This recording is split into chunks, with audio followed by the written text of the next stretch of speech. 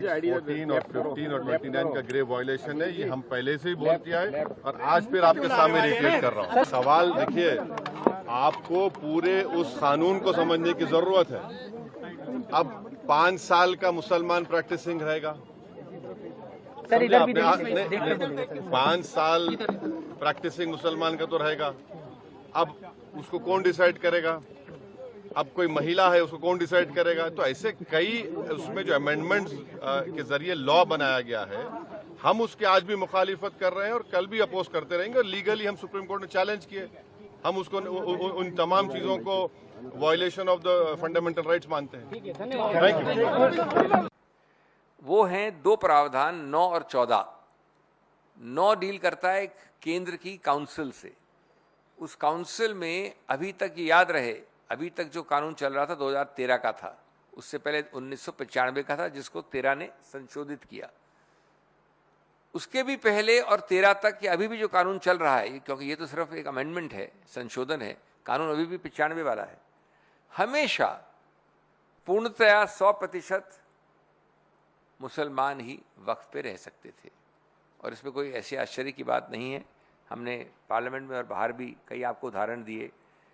कर्नाटक का Hindu religious act, Jagannath temple का, माता वैष्णो देवी का, इधर अपने तिरुपति का, काशी विश्वनाथ का, सिख गुरुद्वारा एक्ट, कई हैं जिसमें ये बड़ा स्पष्ट है कि सिर्फ उसी समुदाय, उसी धार्मिक वर्ग के लोग ही उसका संचालन कर सकते हैं और ये स्वाभाविक है, इसमें कोई नई बात। चलिए, इस वक्त हमारे साथ कुछ खास मेहमान चुके हैं, सीधा आपका परिचय करा दें। बीजेपी से प्रवक्ता प्रियदर्शनी सिंह हैं। प्रियदर्शनी जी, आपका स्वागत है। कांग्रेस से प्रवक्ता ललित अरोड़ा हैं। अरोड़ा साहब, आपका स्वागत है। वीएचपी से नेता रविंद्र गोयल हमारे साथ हैं। गोयल साहब, आपका स्वागत है। मुस्लिम स्कॉलर वसीम नाइन हमारे साथ हैं। वसीम साहब, आपका स्वागत है। सबसे पहले प्रियदर्शनी जी, शुरुआत आपके साथ कर रहा हूँ। पहला रिएक्शन आज जो हुआ वक्फ के मामले को लेकर, उस पर आपका। देखिए, याचिका ये तो हमने जब वक्फ बोर्ड लोकसभा में, संसद में जब लागू हुआ था, राज्यसभा में और लोकसभा में, दोनों जगह जब पास हो गया, तो उसके बाद बहुत सारे याचिकाकर्ता ने जिनको प्रॉब्लम थी इससे, उन्होंने लगाया था। इससे तो हमें तो कोई, ना सरकार को कोई प्रॉब्लम है ना किसी को, ये तो संवैधानिक अधिकार है आपका, बिल्कुल लगाइए। और कोर्ट ने वक्त, पहली बात तो मैं इसको क्लैरिफाई कर दूं, आपका बड़ा चैनल है, हरियाणा का सबसे बड़ा चैनल है, तो मैं क्लैरिटी के साथ क्लैरिफाई कर दूं कि वक्त बोर्ड बिल पे नहीं इन्होंने रोक लगाई है। 2 चीजें हैं जिसपे कोर्ट ने पूछा है, रोक किसी चीज पे नहीं लगाई है, 7 दिन के अंदर जवाब मांगा है। पहला, वक्फ बोर्ड बनाने की प्रक्रिया, ठीक है, जिसमें कपिल सिब्बल जो कि याचिकाकर्ता के वकील थे, उन्होंने कहा है कि हम सब प्रावधान को चुनौती देते हैं जिसमें कहा गया है कि केवल मुसलमान ही वक्फ बोर्ड बना सकते हैं। सरकार कैसे कह सकती है कि केवल ये लोग वक्फ बना सकते हैं? पिछले 5 साल से अगर कोई व्यक्ति अपने आप को मुसलमान कह रहा है तो वो भी वक्फ बोर्ड का हिस्सा बन सकता है, करेक्ट? ठीक है। दूसरा, पुरानी वक्फ संपत्ति के रजिस्ट्रेशन पर अब कपिल सिब्बल ने यह भी कहा है कि इतना वक्त सैकड़ों साल पहले बनाया गया है, अब ये 300 साल पुरानी संपत्ति वक्त डीड मांगेगी। यहाँ समस्या है, बिल्कुल सही बात है, ये समस्या ये आएगी कि भाई पुरानी डीड को कैसे करेंगे। तो ये कहा गया है, ये पूछा गया है, ठीक है, ये पिटीशन वालों ने बोला है सिब्बल साहब के द्वारा कि भाई 1995 के कानून में भी ये जरूरी था। सिब्बल साहब के हिसाब से मुलवानी को जेल जाना पड़ा इसी कारण, और अगर वक्फ बोर्ड रजिस्ट्रेशन नहीं हुआ तो वह जेल जाएंगे। मतलब ये बोल रहे कि एक रजिस्ट्रेशन जो अगर प्रॉपर जिसकी है उसको मान्यता दे दी जाए, मोटा मोटी, ठीक है।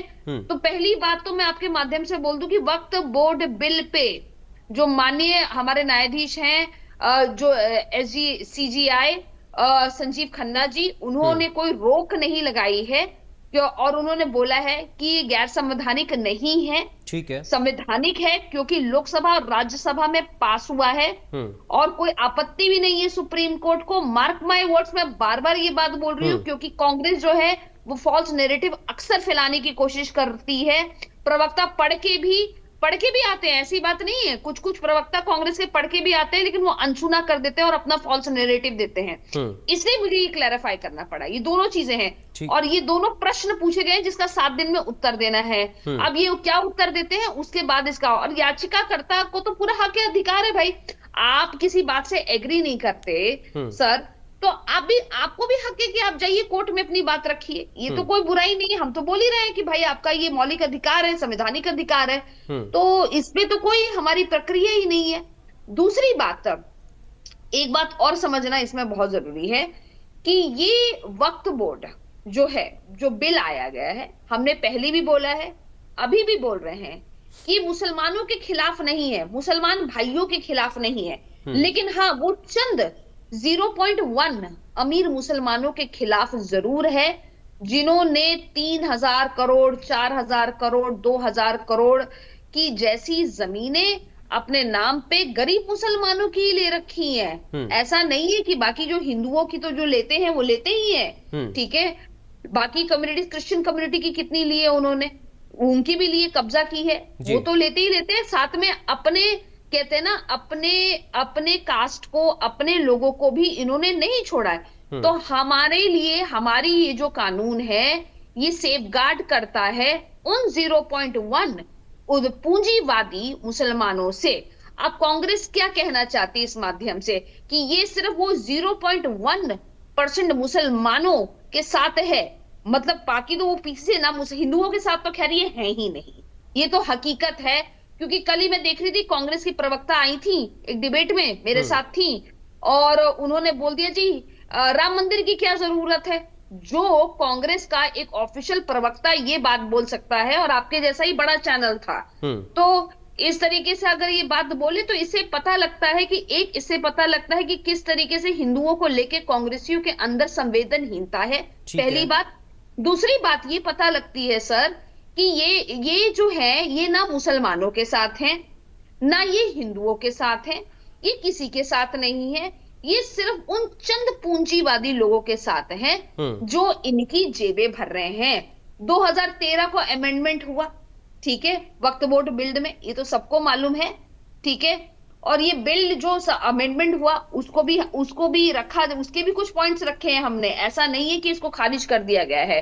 और जो ये फॉल्स नैरेटिव एक बार और कांग्रेसी फैलाने की कोशिश कर रहे हैं, इस याचिका से ये साबित होता है, और क्योंकि ये तो याचिका इन्हीं लोगों ने की है ना, कपिल सिब्बल तो दूसरी पार्टी, मतलब जो मुखालफत कर रहे हैं वक्फ बोर्ड की, इससे साफ पता लगता है इन्होंने एक फॉल्स नैरेटिव और फैलाया था कि कोई भी मुसलमान इसके अंदर सिर्फ मुसलमान नहीं रहेंगे, हिंदू भी आ जाएंगे, बाकी जातियों के भी आ जाएंगे बोर्ड के मेंबर। तो मैं इससे बोलना चाहती हूँ कि ये भी एक बात की क्लैरिटी हो गई कि ऐसा नहीं है, इसमें सिर्फ इस बॉडी में सिर्फ मुसलमान भाई ही रहेंगे, और इसलिए ये मुसलमानों के लिए बनाया गया है, गरीब मुसलमानों के कल्याण के लिए बनाया गया है। ठीक है। जब वक्फ बोर्ड से जमीनें आएंगी तो ये जमीनें जो है ये वेलफेयर का कॉजेस के लिए की जाएंगी यूज, हॉस्पिटल बनेंगे, स्कूल बनेंगे, ये हॉस्पिटल स्कूल हिंदू और मुसलमान देख के नहीं आते हैं जी। ठीक है मैम, मैं ललित अरोड़ा साहब के पास जा रहा हूं। अरोड़ा साहब, कुछ चीजें क्लियर हुई हैं, चूंकि 7 दिनों तक वक्फ बोर्ड, वक्फ परिषद में कोई नई नियुक्ति नहीं होगी, जिसका जिक्र प्रियदर्शनी जी भी कर रही थी, जो संपत्ति है उनकी स्थिति में कोई बदलाव नहीं होगा, ये सारी चीजें अभी फिलहाल तौर पर तय हुई हैं। कैसे देख रहे हैं सर इसको, चूंकि अब इसको अपनी अपनी जीत के तौर पर दोनों पक्ष देख रहे हैं, ये भी एक नैरेटिव आ रहा है। बात यह है कि मुझे आप कांग्रेस प्रवक्ता के नाम से मतलब पूछ रहे हो ना, तो मैं तो किसी की मूर्खतापूर्ण बातों का जवाब ज्यादा आप देता नहीं हूं। पहली बात तो ये इलेक्ट्रल बॉन्ड में अरबों रुपए खा गए, पीएम केयर फंड में जो है प्राइवेट फंड बना के अरबों रुपए खा गए, पूंजीपतियों से पैसे तो आप लोग ले रहे हो और नाम कांग्रेस का लगा रहे हो।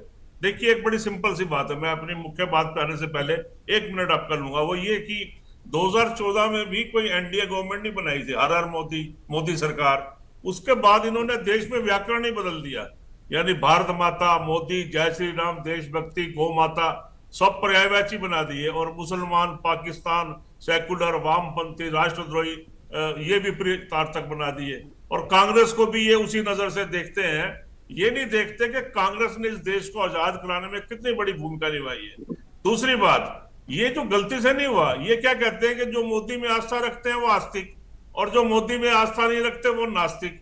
ये तो इनका वैचारिक रूप से मतलब दिवालियापन घोषित करता है।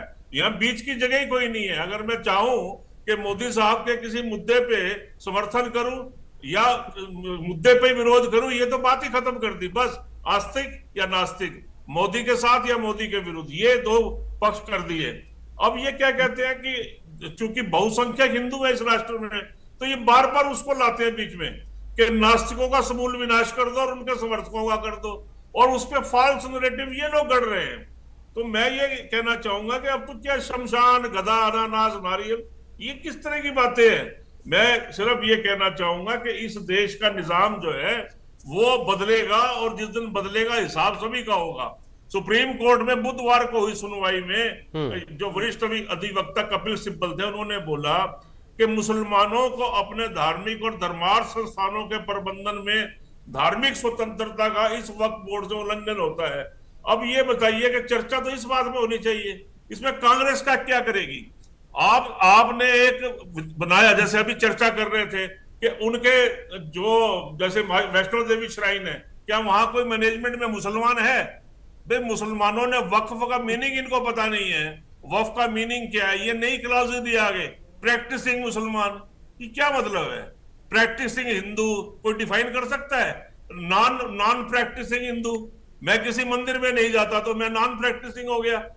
ये कोई तरीका है इन लोगों का? इनको ये इतना इस तरीके से अगर विश्लेषण होंगे।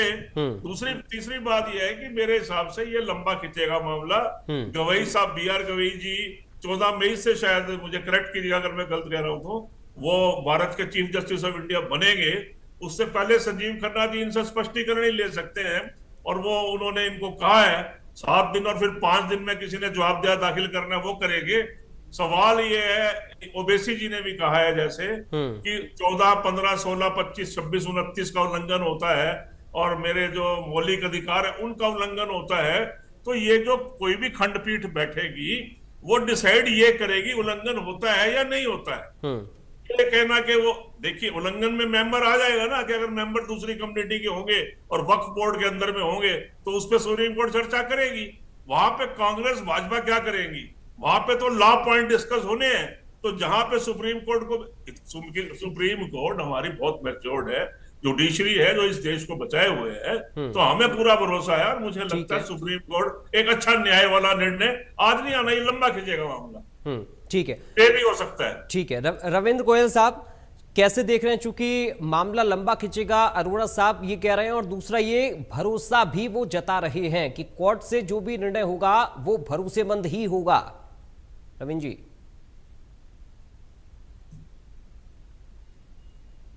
गोयल साहब आपको आवाज आ रही है? आप शायद म्यूट हैं सर, खुद को अनम्यूट करिए।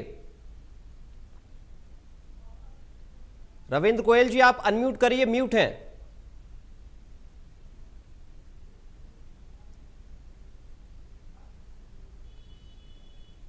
चलिए, लगता है गोयल साहब तक आवाज नहीं जा रही है या उनकी आवाज नहीं आ पा रही है हम तक। इसको एक बार हम देखते हैं। मैं राइन साहब के पास चल रहा हूं। वसीम जी आपको आवाज आ रही है मेरी? ठीक है। कैसे देख रहे हैं सर? कोर्ट पर सारी चीजें निर्भर हैं, और चूंकि अरोड़ा साहब भी कह रहे हैं कि कोर्ट से जो भी फैसला होगा वो न्याय संगत ही होगा। देखिए, जो मुसलमानों में जो एक भ्रम फैला रहे हैं लोग, सबसे पहले तो जो मौलाना अरशद मदनी है, महमूद मदनी है, या वो साहब है, वो सिर्फ एक भ्रम आजादी के बाद फैला मुसलमान एक है, जबकि मुसलमानों में भी जो है तो ओबीसी मुसलमान अलग है, सामान कैटेगरी के अलग है। सामान वालों की जो आबादी वो 15% है, और जो ओबीसी मुसलमान है जिनको पसमानदा मुसलमान कहा जा रहा है उनकी 85% आबादी। और ये जो वक्फ की जमीनें थे, इन पे जो कब्जे किए हुए थे, या मौलाना अरशद मदनी या महमूद मदनी या ओवैसी साहब या अशराफ मुसलमान जिनकी आबादी 15% है, वही लोग कब्जा किए हुए हैं, वही लोग इस बिल का विरोध कर रहे हैं। क्योंकि जो वक्त का मकसद था कि गरीब मुसलमान, जो मजलूम, जो बेवा औरतें थी या यतीम बच्चे थे जिनके माँ बाप नहीं थे, उन लोग को ये मिलना था या इसका फायदा मिलना था।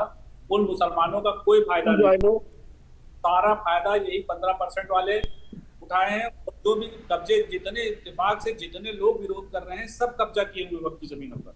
पसमानदा मुसलमान इस बिल का स्वागत करता है, इस एक्ट का स्वागत करता है कि ये जो हमारे वहाँ ब्राह्मण मुसलमान हैं, 4 डाकू बने हुए बैठे हुए हैं इस जमीनों पर, इनसे खाली कराई जाए और जो मुस्तहक गरीब मुसलमान है उनको सरकार ये जमीनें दे, ताकि उन गरीब जो जरूरतमंद हैं उनको मिलनी चाहिए। इसीलिए ये लोग विरोध कर रहे हैं। हम लोग इस बिल का स्वागत करते हैं, इस एक्ट का स्वागत करते हैं और देश के प्रधानमंत्री को बधाई देते हैं कि आपने पिछड़े, दलित और गरीब मुसलमानों के लिए आपने ये एक्ट में जो संशोधन किया है, हम लोग इसका स्वागत करते हैं और आपको मुबारकबाद देते हैं। ठीक है, गोयल साहब क्या जुड़ गए हमारे साथ? आपको आवाज आ रही है सर? सर मुझे लग रहा है आप म्यूट हैं, शायद खुद को अनम्यूट करिए।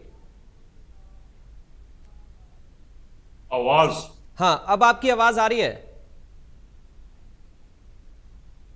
नहीं, संपर्क नहीं हो रहा है गोयल साहब के साथ में। एक बार फिर से हम इसको देखते हैं, ठीक करते हैं, उसके बाद में रविंद्र जी आपके पास। हाँ अब आ रही है सर आपकी आवाज। बोलिए।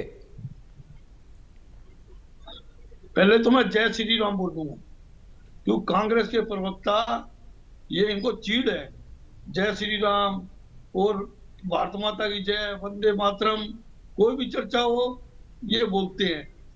इससे इनके गांधी परिवार के अंदर नंबर बनते हैं। जो वक्फ बोर्ड का कोर्ट से 7 दिन का वो आया है वो गलत है। ये बिल लोकसभा में पास हुआ है, राज्यसभा में पास हुआ है, राष्ट्रपति से पास हुआ है। वक्फ बोर्ड की आड़ के अंदर, आवाज आ रही है ना? जी जी आपकी आवाज आ रही है। हाँ, वक्फ बोर्ड के अंदर इन्होंने इतनी बदमाशी की हुई थी, किसी भी गरीब की जगह, कमजोर की जगह पे कब्जा करना। अब तो ये करने लगे थे, कोई गरीब किराएदार है, कोई वक्फ बोर्ड का, बदमाशों को ट्रांसफर कर देते थे, वो अपना खाली करा लेते थे। मोटा पैसा 2 नंबर का कमा रखा है और कुछ नहीं है, ना कोई किसी का ये भला करते। इतनी प्रॉपर्टी किसने दान में दी है? ये मुसलमानों ने दान में दी है, हिंदू तो कोई देगा नहीं वक्फ बोर्ड को। इन्होंने जो वो की हुई है, एक तरफ भी बदमाशी है और जो कांग्रेस वाले जो सपोर्ट कर रहे हैं ये गलत है, ये वोटों की राजनीति है। हम इसका सख्त विरोध करते हैं। पहले लोग, जनता ने इनको बता दिया, आगे और बता देंगे। पहले लोग जाते थे इलेक्शन लड़ने के लिए मस्जिद के अंदर, इमाम के पैर पकड़ते थे, वो करते थे। अब मंदिरों में जाने लग गए ये भी। हमें बड़ी खुशी है विश्व हिंदू परिषद की तरफ से। हम यही चाहते थे कि लोग मंदिरों में जाए। ये मस्जिदों वोटों की राजनीति, हम हिंदू बटा हुआ था, हिंदू काफी जुड़ गया है, आगे और जुड़ जाएगा। वक्फ बोर्ड तो बिल्कुल खत्म होना चाहिए, थोड़े थोड़े नहीं, बिल्कुल खत्म हो जाना चाहिए वक्फ बोर्ड। कोई भला नहीं करते, कोई आज तक समाज का, सोशल का कोई काम किया तो बताओ। इतने पैसे इन्होंने इकट्ठे कर रखे हैं। अरुण साहब आ रहा हूँ। ये सब पैसे देते हैं उग्रवादियों को यहाँ पर, और ये वो करते थे। अब ये काबू आ गए हैं और काबू आ जाएंगे। ठीक है। और इनको कांग्रेस वालों को जय श्री राम, वंदे मातरम, इनसे नहीं चिढ़ना चाहिए। ये तो हमारे हिंदू समाज की बात है, पूरे देश की बात है। भारत माता की जय, इसके अंदर हिंदू मुसलमान सब है। कहते हम भारत माता की जय नहीं बोलेंगे, क्यों? ठीक है, भारत माता की जय। ठीक है रविंद्र जी, मैं लौटूंगा। ललित अरोड़ा साहब जवाब देना चाह रहे हैं कुछ आपकी बात का, आप बोलिए अरोड़ा साहब, फिर मैं प्रियदर्शनी जी आपके पास आ रहा हूँ। जो रविंद्र गोयल जी है, इन्होंने मेरी तरफ ये इशारा किया कि मैं जय श्री राम नहीं कहता हूँ, मैं भारत माता की जय नहीं कहता हूँ, और जो वंदे मातरम भी नहीं कहता हूँ। आप मुझे वंदे मातरम पूरा सुना दीजिए, अगर आप इतने सियाने हैं तो। पता नहीं क्या बातें जोड़ रहे हैं। मैंने क्या कहा है सुना है आपने? आपने देश का नैरेटिव बदल दिया है। आपको, आप मेरी सुनो। मैं मंदिर में जाता हूँ, आपको अगर हनुमान चालीसा सुना दे, सुंदरकांड सुना दे, मेरी आस्था है, मैं हाथ जोड़ करके भगवान को मना लेता हूँ। मैंने कब मना किया है?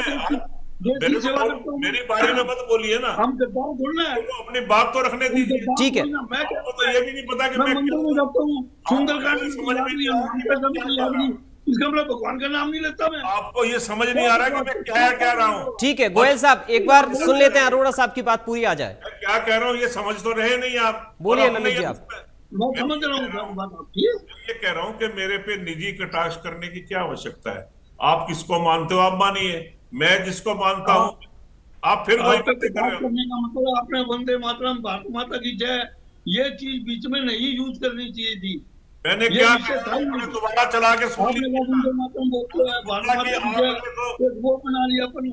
आप भी बोल दो, क्या बोल दो? हाँ भारत माता की जय बोलो, वंदे मातरम बोलो। इस पर आप वो क्यों करते हो कोई राग? आपको ये डाउट क्यों होता है कि आप ही बोल सकते हो भारत माता की जय और कांग्रेस वाले नहीं बोलते? ये कहना चाहते हो आप? आप बोलो शर्म आनी चाहिए आपको, आपकी एज भी काफी हो चुकी है। आपको चलिए ठीक समझ है नहीं ललित अरोड़ा जी, वो रविंद्र गोयल जी आपकी उन बातों पर कह रहे हैं। आपने जो शुरुआत में कहा कि ये लोग बार बार राम मंदिर का मुद्दा, हिंदू मुसलमान का मुद्दा, भारत माता, वंदे मातरम का मुद्दा लेकर आते हैं। मुझे लगता है गोयल साहब उस बात पर कह रहे हैं कि कांग्रेस पार्टी को इन शब्दों से आपत्ति होती है। नहीं, मैं ये कह रहा हूं कि देश को बांटने के लिए। ठीक है अरोड़ा साहब, ठीक है गोयल साहब सुन लेते हैं अरोड़ा जी क्या कह रहे हैं, उनकी पूरी बात आ जाए एक बार। मैं ये कह रहा हूं कि ये एक नैरेटिव गढ़ते हैं कि हिंदू राष्ट्र और देश को डिवाइड करना, पोलराइजेशन करना, वोट बैंक की राजनीति करना ताकि बहुसंख्यक वर्ग की सरकार बने, दूसरी पार्टियों का कोई हक नहीं है, पहली बात। दूसरी बात, मैं ये कह रहा हूं कि ये जो वक्त संशोधन आऊंगा सर, आऊंगा एक एक करके प्लीज। रवि जी थोड़ा सा एक बार पूरी बात आ जाए अरोड़ा साहब की, फिर मैं आऊंगा। भाई समझदार बनिए ना। दूसरे लोग तो बैठे हैं। वोट की राजनीति दिख रही है। पहले मुसलमानों के साथ में आपने इतना करा, तो वोट की राजनीति नहीं थी। यार इस आदमी को म्यूट करो ना इसको। गोयल साहब मैं आऊंगा एक एक करके प्लीज। पता ही नहीं है अरोड़ा साहब आप बोलिए। क्या इसमें कहीं क्या पक्षकार है कांग्रेस? अगर हो भी तो कोई फर्क नहीं पड़ता, लेकिन है नहीं। दूसरी बात, अभी क्या हुआ है, उन्होंने कहा है कि अगले 5, 7, 10 दिन में जो भी टाइम दिया है कि जो है लिस्टिंग करिए सारे इश्यूज की जी। और सुप्रीम कोर्ट 110-20 को शिकायतों को नहीं सुन सकती है। 5 उन्होंने कहा कि हम सिर्फ इनको सुनेंगे और इसके अंदर जितने भी आपके ऑब्जेक्शंस हैं उनको सूचीबद्ध कर दें, ठीक है? तो अब मामला जो है सुप्रीम कोर्ट के अधिकार क्षेत्र में आ गया। अब वो ये डिसाइड करेंगे कि क्या ये वक्फ बोर्ड का कानून जो संशोधन किया गया है, क्या ये मुस्लिमों के किसी अपने निजी अधिकारों का, जिसको आप कहते हैं संवैधानिक अधिकार जो मिले हुए हैं, उनका उल्लंघन करता है या उनके कामों में दखलंदाजी है? सिर्फ एक ये लीगल इश्यू इन्वॉल्व है इसमें। इसमें भाजपा को तकलीफ क्या है अगर कुछ लोग चले गए? हमें तो कोई ये नहीं लगता कि अगर लोग गए हैं तो अगर इन्होंने कोई संशोधन किया है और वो मुसलमानों के विरुद्ध है तो दूध का दूध पानी हो जाएगा। और अगर सुप्रीम कोर्ट इसकी वैधता को बरकरार रखती है तो ये लागू हो जाएगा। लेकिन ये उससे पहले इतना चीखना चिल्लाना क्यों कर रहे हैं? क्या मुसलमान इसमें पक्षधारी नहीं बनेंगे? आप कहते हो जी 0.25 या 5% लोगों ने वक्फ पे कब्जा कर रखा है, तो उसको सुधारना किस लिए? एग्जिस्टिंग लॉ में नहीं सुधार सकते। आप हिंदुओं को लाएंगे कह रहे हैं आप। कल को अगर वो मुसलमान ये डिमांड करें कि मैं माता जी का जो वैष्णो देवी का ट्रस्ट है उसमें हमें लिया जाए, कल को वो और गुरुद्वारों में कहें, आप उनको आने देंगे? मैं तो कभी भी नहीं आने दूंगा। इस पर तो मुझे लगता है शायद बोला भी गया है कि गैर मुस्लिमों की एंट्री होगी या नहीं होगी। इस पर मैं चाहूंगा प्रियदर्शनी जी एक बात इस पर अपना वक्तव्य रखें, फिर मैं आगे बढ़ूंगा। प्रियदर्शनी जी। देखिए सर, मैं पहले भी क्लैरिफाई कर चुकी हूँ कि और ये बात क्लैरिफिकेशन माननीय गृह मंत्री भी दे चुके हैं कि इस वक्फ बोर्ड में जैसे कि हिंदू हमारे वोट, जैसे कि इस तरीके के बोर्ड होते हैं, उसी तरीके से जो मुस्लिम भाइयों के होते हैं उसमें जो है मुस्लिम ही रहेंगे। पहली बात मैं ये बार बार क्लैरिफाई कर रही हूँ, पहले भी मैंने शुरुआत डिबेट की स्टार्टिंग में ही बोल दिया था। दूसरी बात, मैं वसीम जी ने जो बात बोली और उन्होंने जो असल बात बोली है, खुद मुस्लिम होते हुए उन्होंने जिस बात को बोला है, मैं उसको साधुवाद देती हूँ कि उन्होंने सच्चाई बोली। बिल्कुल बात सही है कि अवैसी जैसे लोगों ने या इनके जैसे बहुत सारे लोगों ने, मैं नू का बताती हूँ, नू में ऐसे 4-5 बड़े राजनीतिक परिवार हैं जिनका एक बहुत बड़ा रसूख है, हरियाणा में बहुत बड़ा रसूख है। उन 4-5 परिवारों ने वहां पे वक्फ बोर्ड के नाम पे, और यही 2-4 जो परिवार हैं यही बार बार वक्फ बोर्ड के चेयरमैन बनते रहते हैं। इन्होंने इस तरीके से नू या सोना में पता नहीं वक्फ बोर्ड के नाम पे कितनी ही खरबों की जमीनें कब्जा कर रखी हैं। और ये कोई मैं सुनी सुनाई बात नहीं बोल रही हूँ, मेरे पास डेटा है, पेपर पड़े हुए हैं मेरे पास। और ये सब गरीब मुसलमानों के, सब गरीब हिंदुओं के, गरीब क्रिश्चियन लोगों के, गरीब लोगों को एक्सप्लोइट, क्योंकि अमीर के पास तो इनके पास जाने का दम है नहीं, क्योंकि उसका अपनी अपनी क्षमता होती है। तो ये किसको एक्सप्लॉइट करें? गरीब व्यक्ति को करते हैं, बेवाओं को करते हैं। जो बताइए, मतलब कहते हैं ना, जमीन दफनाने के लिए होती है, कब्रिस्तान की जमीन, बताइए, मतलब कि मरने के बाद भी ये वो व्यक्ति चैन से ना रह पाए। ये इतने निर्दयी, ये 0.1 मुसलमान जो थे, ये इस कदर की इन्होंने गदर मचा रखी थी। ये किसी जाति विशेष को लेके नहीं आया है बोर्ड, ये सर्व कल्याण के लिए ये बिल आया है। दूसरी बात, गोयल साहब को जय श्री राम। मैं समझ सकती हूँ गोयल साहब की भावनाएं।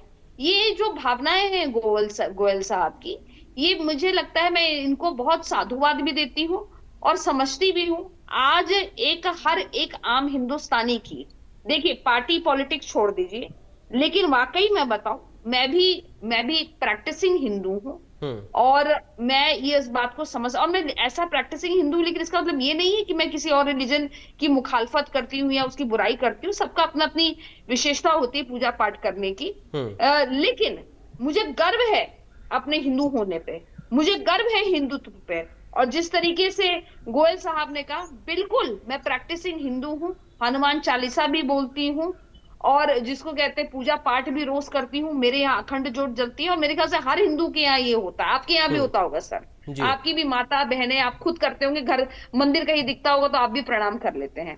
मेरा सिर्फ 2 प्रश्न है, इसका जवाब दे दे मेरे कांग्रेस के साथी प्रवक्ता, मैं समझ जाऊंगी कि कांग्रेस हिंदुओं के साथ है। क्योंकि अगर इसका जवाब ना है तो इसका मतलब कि इनको 80% हिंदुओं के वोट नहीं चाहिए इस देश में। पहला सवाल, प्रियंका गांधी ने लोकसभा में क्यों नहीं वोट डाला वक्फ बोर्ड बिल में? पहला सवाल। दूसरी बात, राम मंदिर को बने हुए बहुत दिन हो गए हैं, जनवरी में हुआ था, आज तो मतलब कितना टाइम हो गया, साल भर से भी ज्यादा का हो गया। अब एक बारी भी समय नहीं मिला। थाईलैंड और बैंकॉक की यात्रा तो करना राहुल गांधी जी को याद रहता है, इटली की ननिहाल जाना भी याद रहता है उनको। ये तो अयोध्या में फ्लाइट चल रही है आजकल, तो हमारे हिसार से भी शुरू हो गई है, तो फ्लाइट लें और जाएं पूजा पाठ करके आए। हमारे साथ चलो हमने इनवाइट किया, नहीं आए, कोई दिक्कत नहीं है, आप मत आओ, लेकिन कभी तो समय मिला होगा, कभी सबको मिल गया, सचिन पायलट को मिल गया, इनके सारे बड़े नेताओं को मिल गया, इनको समय नहीं मिला। हकीकत ये है कि गांधी परिवार जो है वो हिंदुत्व के खिलाफ है। हकीकत ये है कि गांधी परिवार नहीं चाहता है कि इस देश में हिंदू एकत्रित हो। अगर ऐसा नहीं चाहता तो मैं आपको बताती हूँ सर कि ये जो बार बार बोलते हैं, ये जो बार बार बोलते हैं कि जनसंख्या को आप कैलकुलेट करें, जाति गणना करें, क्या जरूरत है आपको जाति गणना करने की? आप चाहते हैं कि देश में सिविल वॉर की स्थिति आ जाए। आपको जाति गणना अगर करना होता तो 1952 में नेहरू ने कर ली थी जनगणना। ठीक है, ठीक है प्रियदर्शनी जी, मैं थोड़ा सा आपको रोक रहा हूं, मैं आऊंगा वसीम साहब आपके पास भी, लेकिन इस वक्त हमारे साथ सुप्रीम कोर्ट से अधिवक्ता संजय कुमार जी जुड़ गए, मैं उनका रुख कर रहा हूं एक बार। संजय कुमार जी, आपका स्वागत है। 30 सेकंड के लिए सिर्फ व्यक्ति। संजय कुमार जी, आपको मेरी आवाज आ रही है? हाँ, मुझे आ रही है आपकी आवाज। जी, ठीक है सर, चूंकि आप बेहतर तरीके से सरल शब्दों में समझा सकते हैं, तो मैं चाहूंगा कि जो हुआ कोर्ट में उसको आप जरा बताएं हमारे दर्शकों को। देखिए, मैं इससे पहले जो मेरे से पूर्व जो बोल रहे थे, मैं उनकी आवाज, उनका क्या प्रश्न है, क्या डिस्कशन थी, मैं उसको तो नहीं सुन पाया हूँ, पर हाँ मैं आपको मोटा मोटी ये बता सकता हूँ कि आज सुप्रीम कोर्ट ने क्या कहा। ठीक है संजय जी, मैं चाह रहा हूं कि जो कोर्ट में हुआ वो आप जरा सरल शब्दों में अपनी भाषा में बताएं ताकि हमारे दर्शक समझ पाएं। अब इसको लेकर रिएक्शंस तो हैं पक्ष के विपक्ष के, कोर्ट में क्या हुआ, कोर्ट ने क्या कहा, जो 7 दिन का वक्त है केंद्र की तरफ से जवाब देने के लिए, उसमें क्या कुछ रहेगा, तो ये सारी चीजें मैं चाहता हूं एक बार आप क्लियर कर सकते हैं तो करें सर प्लीज। ठीक है, मुझे लगता है समय का थोड़ा कमी रहेगी, अदरवाइज मैं इसको पूरा डिटेल में आपको समझा सकता था। पर आज वक्त बोर्ड अमेंडमेंट से रिलेटेड जितने भी पिटीशन पड़ी, उसमें से एक लगभग 70 से ऊपर पिटीशनें हैं, इसमें डिफरेंट पिटीशंस हैं, न्यायमूर्ति संजीव खन्ना इस पूरे उनकी अध्यक्षता में जो है वो 3 खंडपीठ की अदालत सुप्रीम कोर्ट में जो है ये इसकी सुनवाई हो रही है। और इस कुछ लोग इसके पक्ष में हैं अमेंडमेंट बिल के, कुछ लोग इसके विपक्ष में हैं। इसमें हमें कोई राजनीति नहीं देखनी चाहिए। देखो वक्त के साथ साथ स्वाभाविक है कुछ चेंजेस कानून में आते हैं, सरकारों को लगता है ये सही है तो वो होते हैं, और किसी को लगता है ये गलत है तो वो फिर तो कोर्टों को दरवाजा खटखटाते हैं। और उन त्रुटियों अमेंडमेंट जब इस बिल में हुई मीन्स इसमें कुछ इस बिल में इस वक्फ बोर्ड एक्ट में कुछ त्रुटियां थी तो उनको 2 हफ्ते पहले इसमें जो है राज्यसभा लोकसभा में ये पारित हुआ, फिर ये राष्ट्रपति के पास गया और इसको अब वक्फ अमेंडमेंट बिल के नाम से जाना जाता है। और पिछले कल इसमें पहली सुनवाई हुई थी, परंतु उसमें न्यायमूर्ति संजीव खन्ना जी ने कुछ सवाल किए थे। आज उन्हीं सवालों को देखते हुए भारत सरकार की तरफ से जो इसमें वकील solicitor general mister Tushar Mehta appear हुए, उन्होंने उन बातों का जवाब दिया। परंतु मैं यहाँ पे क्लियर करना चाहता हूँ, कुछ लोगों का ऐसा मानना है, ऐसा इसमें इंटरप्रेट किया जा रहा है कि इस वक्फ अमेंडमेंट बिल को जो है वो स्टे कर दिया गया, उनको स्टेटस को दे दिया गया, परंतु ऐसा नहीं है। अगर आप और अन्य ऑर्डर बिल देखते हैं सुप्रीम कोर्ट में, तो जब ऐसे ऑर्डर्स आते हैं तो उनमें इंटरिम जब मिलता है तो उनमें लिखा जाता है कि इसमें स्टे हुआ है। परंतु उन्होंने जब न्यायमूर्ति संजीव खन्ना साहब ने उनसे पूछा कि क्या हम इसमें जो है वो हम ये करने जा रहे हैं, तो और उसमें जो अधिवक्ता है सॉलिसिटर जनरल तुषार मेहता जी हैं, तुषार मेहता जी ने बोला कि आप ऐसा मत कीजिए, क्योंकि हम आपको ये इंश्योर करते हैं कि हम 2 बिंदुओं पे जो आपको इंश्योर कर रहे हैं कि सबसे पहला जो वक्फ बोर्ड है या जो सेंट्रल वक्फ काउंसिल है, इसमें जो 2 व्यक्तियों की नॉन मुस्लिम व्यक्तियों की जो अपॉइंटमेंट है वो हम अगली तारीख तक, मैं दोबारा बोल रहा हूँ, वो हम अगली तारीख तक जो 5 मई 2025 को है सुप्रीम कोर्ट में, उस तक हम अपना जवाब फाइल करेंगे, तब तक हम इसमें कोई अपॉइंटमेंट नहीं करेंगे। दूसरी बात, जो वक्फ बोर्ड नोटिफाइड और हैं, जिनकी नोटिफिकेशन हो चुकी है, उनमें हम कोई छेड़छाड़ नहीं करेंगे, वो वैसे के वैसे रहेंगे। तो इसमें सुप्रीम कोर्ट ने, पहले तो मैं ये बता देता हूं, कोई स्टे नहीं दिया हुआ है। दूसरी बात मैं ये बता देता हूं कि जो लोग ये इंटरप्रेट कर रहे हैं, इसमें भारत सरकार की तरफ से कोर्ट को इंश्योर किया गया हुआ है कि हम इनमें कोई चेंजेस नहीं करेंगे। बाकी जो अमेंडमेंट बिल है वो एज इट इज आज भी स्थापित है, वैसे का वैसा ही है। ठीक है इसमें, परंतु मैं कहना चाहता हूँ, मुझे लगता नहीं है कि, ये मेरा अपना मानना है कि इसमें कोई ज्यादा छेड़छाड़ अभी कोई करेंगे, क्योंकि हफ्ते का टाइम 5 मई तक का टाइम है, जिसमें कोर्ट को जो प्लीडिंग कंप्लीट करनी है, उसके बाद जो है मेन बहस होगी। और ऐसा लोगों का मानना है कि आज इनकी जीत, मतलब इस पक्ष की जीत होगी, उस पक्ष की जीत होगी, ये नहीं है। कानून में जो कहा जा रहा है, जो बताया जा रहा है, जो हुआ वो ये हुआ जो मैं आपके सामने बता रहा हूँ। ठीक है सर, मैं लौटूंगा वसीम साहब का, एक बार हम रुक कर रहे हैं। वसीम साहब अपनी बात रखना चाह रहे हैं, बोलिए सर। आप म्यूट हैं सर, अनम्यूट करिए। हेलो, आ रही है आवाज? जी आवाज आ रही है सर, बोलिए। कांग्रेस पार्टी अगर मुसलमानों की हमदर्द होती तो 10 अगस्त 50 को आर्टिकल 43 पे धार्मिक पाबंदी, इससे जो दलित मुसलमान हैं, जो दलित सीटें हो तो चुनाव नहीं लड़ पा रहे हैं। ये कांग्रेस ने हमेशा मुसलमानों को गुमराह करने का काम किया, काम हो रहा है। इस बिल से आपकी मस्जिद जा रही है, आपकी बाजार जा रही है, आपकी जो ईदगाह जा रही है, आपकी दुकान जा रहे हैं, जबकि सरकार का सीधा बयान आ रहा है और गृह मंत्री जी का बयान आ रहा है, संस्कृति जी का बयान आ रहा है कि हम कोई चीज ले नहीं रहे हैं, कोई बदलाव नहीं कर रहे हैं, कुछ छेड़छाड़ नहीं कर रहे हैं। लेकिन ये लोग मुसलमानों से अपील करता हूँ कि ये कांग्रेस ऐसी जो अपने आप को मुसलमानों के सबसे बड़ा दुश्मन है, इनके बहकावे में ना आवे।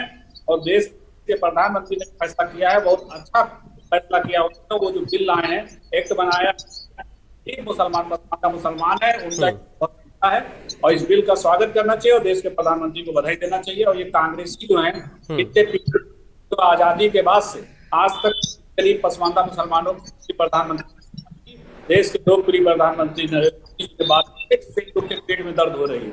इन गरीब दबे कुचले लोगों के प्रधानमंत्री ने बात की। इनके पास मौका था आजादी के बाद से अपनी दिल्ली सरकार में पसमानदा मुसलमान की बात नहीं की। इन्होंने दलित से बदतर जरूर बनाया है। स्ट्रक्चर कमेटी की रिपोर्ट आई कि जो पसमानदा मुसलमानों की हालत है वो दलित से बदतर है। दलित से बदतर बनाने वाले कौन है? कांग्रेस। अगर आप देश के प्रधानमंत्री की बात कर रहे हैं कि आवाज उठा रहे हैं या इनके काम कर रहे हैं, तो ये वही लोग हैं इनको तकलीफ हो रही है। तो वक्त कब्जा किए हुए हैं, इनका कब्जा हटना है, इनके ऊपर कार्रवाई होगी। और सरकार को जो हमारे मौलाना अरशद मदनी, महमूद मदनी, वैसी साहब या पर्सनल लॉ कोर्ट के लोग जो कब्जा किए हुए हैं कि सूची बाकायदा जारी कर देनी चाहिए कि इतनी घाटा संख्या बड़ा जमीनों पर इन लोग का कब्जा है, ताकि जो आम मुसलमानों को पता चल जाए कि हमारी लड़ाई लड़ रहे हैं या अपनी लड़ाई लड़ रहे हैं। ठीक है,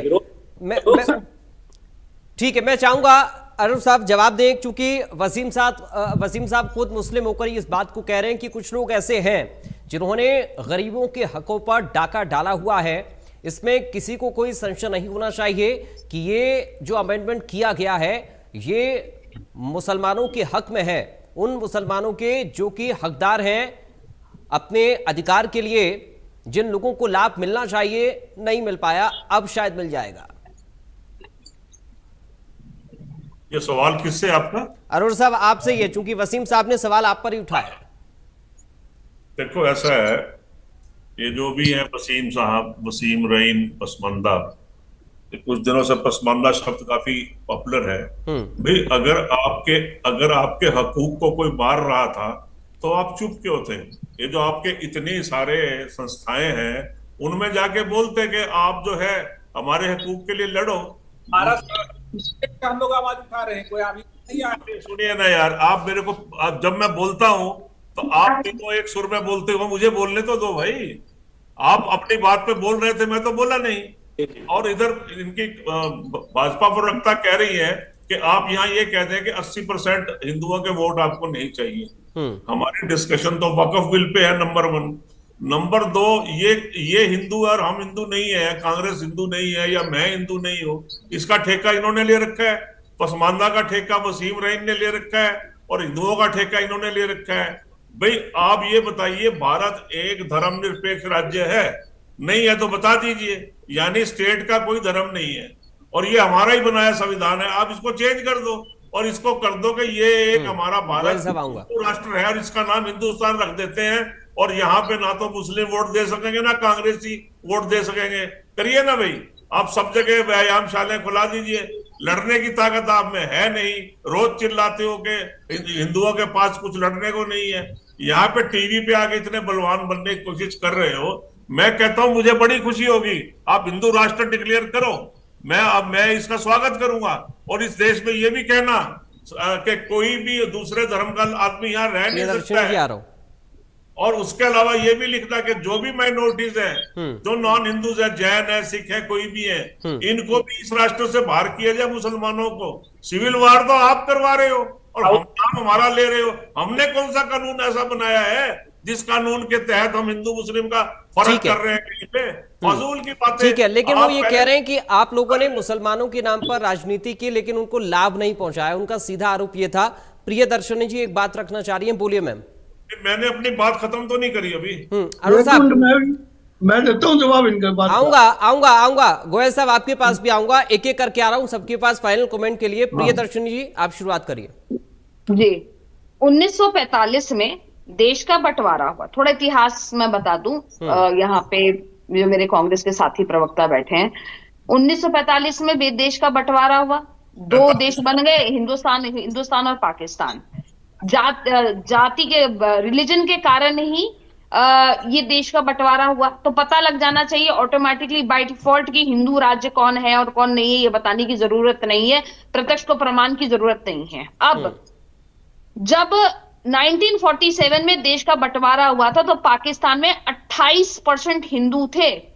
आज की डेट में 0.1% हिंदू बच गए हैं। और ये मैं नहीं बोल रही, डेटा बोल रहा है, आप जाके खुद देख लीजिए। मैं नहीं बोल रही हूं ये बात, ये जाके देख लीजिए। और किसने भगा दिया वहां से हिंदुओं को? हमने भगाया है, हमने बोला है कि भाग जाओ वहां से। इसका मतलब कि प्रताड़ित किया गया, कन्वर्जन हुआ है, बहुत सारी चीजें हुई है। मैं खैर उस डिटेल्स में नहीं जाना चाहती क्योंकि वो आज का मुद्दा नहीं है।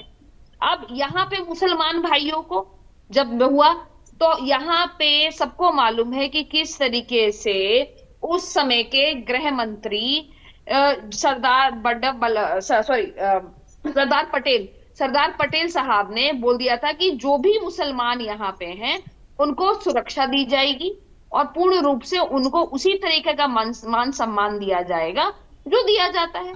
और इसमें कोई दो राय नहीं है कि वही मान सम्मान आज हमारे मुसलमान भाइयों को दिया गया है। और वक्त वोट बिल भी वही सम्मान दिखाता है हमारे मुसलमान भाइयों पे। मैं वसीम जी की बात पे सुन रही थी, उन्होंने कहा कि पसंदीदा मुसलमान जो हैं वो, मुझे नहीं मालूम है, मुझे अभी डिबेट में वसीम जी के थ्रू ही पता लगा है कि 80% वहां पे पसंदीदा मुसलमानों को किस तरीके से शोषित किया गया है। अब एक मुसलमान व्यक्ति, मैं तो नहीं हूं उस रिलीजन से, लेकिन जो व्यक्ति उस रिलीजन से है, जो व्यक्ति अपने शोषित भाइयों को देख रहा है, उसके बाद भी कांग्रेसियों का दिल नहीं पिघल रहा है, तो कब पिघलेगा? कब पिघलेगा? ठीक है। देश में 60 साल आपने शासन किया, क्यों नहीं किया मुसलमानों का? सिर्फ आपको वो 0.01% अवेसी जैसे, और यहाँ पे क्या नाम है, ये जाकिर जैसे, जो नूह वाले जाकिर हैं, मैं नाम नहीं लेना चाहती थी लेकिन मुझे लेना पड़ रहा है, ये सारे लोग, इन मुसलमानों के बारे में आपने सोचा है। लेकिन आपने वसीम जी जैसे, ये बहुत सारे ऐसे मुसलमान हमारे भाई हैं, उनके बारे में नहीं सोचा आपने। आप लोगों को उनसे कोई मतलब नहीं है, लेकिन जो आपकी जेबें भरेगा, ठीक है, उन लोगों से आपको मतलब है, क्योंकि ये जमीनें, एक मिनट, मैं बड़ी मार्के की बात बोल रही हूँ, ये जमीनें आप लोगों ने सस्ते रेटों पे लेते हो, और इसका सबसे बड़ा एग्जाम्पल है कि किस तरीके से गुड़गांव में लैंड घोटाले हो रहे हैं। 7-8 करोड़ में लैंडे ले रहे हो आप लोग, जिसमें दामाद जी भी इन्वॉल्व हैं, और उसके बाद विद इन 6 महीने के अंदर सर्कल रेट बढ़ रहा है, डीएलएफ की एंट्री होती है। तो ये सारा एक तरह से ये इकोनॉमिक्स है। इनको सिर्फ अर्थ से मतलब है, ना इनको शास्त्र से मतलब है, ना धर्म से मतलब है, ना मुसलमान से मतलब है, ना हिंदू से मतलब है, ना क्रिश्चियन से मतलब है, किसी से मतलब नहीं है। गोयल साहब, बहुत जल्दी से एक फाइनल, फिर अरोड़ा साहब आ रहा हूं। म्यूट है सर, अनम्यूट करिए। गोयल साहब अनम्यूट करिए। नहीं, आवाज नहीं आ रही है आपकी। अरोड़ा साहब, मैं चाह रहा हूं, रखिए अपनी बात बहुत जल्दी से, संक्षेप में। मैं तो ये कह रहा हूं कि आप बहुत ही बढ़िया एंकर हैं इंडिया न्यूज के, तो आप ये डिस्कशन और डिबेट में जो लोग बिना मतलब बेसिर पैर की बातें कर रहे हैं, वहां आप रोकते नहीं हैं। आपने हमें एजेंडा दिया कि वक्फ बोर्ड का ये संशोधन एक्ट है, इस पे क्या विचार है कांग्रेस के? मैंने ये कहा कि भाई अभी तो इश्यू फाइनलाइज हो रहे हैं, लिस्टिंग हो रही है, और सुप्रीम कोर्ट ने कहा है कि हम जो है पांच एप्लीकेशन सुनेंगे, मतलब 5 को रिट में लेंगे, बाकी को एप्लीकेशन में कर लेंगे। ठीक है, हमने ये कहा कि वक्फ बोर्ड में संशोधन करके आप अगर उनके अधिकारों को कुचलना चाह रहे हो तो हम उसके खिलाफ है उसके। और मेरे ख्याल में सिब्बल साहब या बाकी वकीलों ने यही उठाया कि भाई जो हिंदुओं या बाकियों के धर्म स्थान है, वहां पे क्या आप मुसलमानों को बैठाओगे? इसमें पसमंदा या नान पसमंदा, ठीक है। कांग्रेस अरुण साहब, सवाल यह ना कि आपने जब बात कही राम मंदिर की, हिंदू मुसलमान की, भारत माता, वंदे मातरम में सारी चीजें, तो उसके जवाब में भी तो लोग बोलेंगे ही। सवाल दूसरा ये भी है कि जब प्रियदर्शनी कह रही हैं कि खुद इस बात को कह दिया गया है सदन के अंदर कि साहब इसमें गैर मुस्लिम की एंट्री नहीं है, और अभी भी जो तमाम सारी चीजें तय की गई हैं उनसे क्या आपत्ति है?